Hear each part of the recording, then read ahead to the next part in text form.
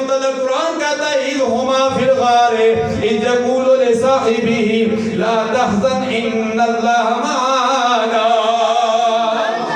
فرمایا صدیق اکبر غم نہ کر. 10واں پارہ.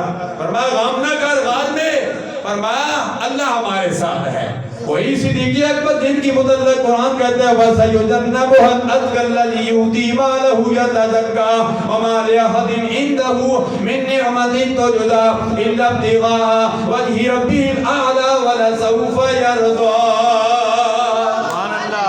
اب وقت کے دامن میں گنجائش نہیں ہے، میں طرز ترنم بھی نہیں لگا سکتا، بالکل میں اپنی بات کو سمیٹ بھی نہیں سکتا، وقت بہت مختصر ہے. وہی صدیق اکبر جن کی متعلق 24واں پارہ اللہ فرماتا ہے والذی جاء بالصدق وصدق به اولئک هم المتقون.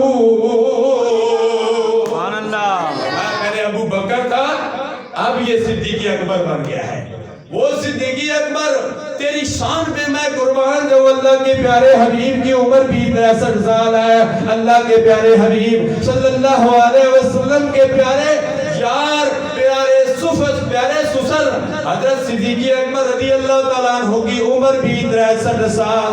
سرکار کے وصال با کمال کے بعد صدیق اکبر نے 2.5 سال تک خلافت کے فرائض انجام دیے. جب آپ کی عمر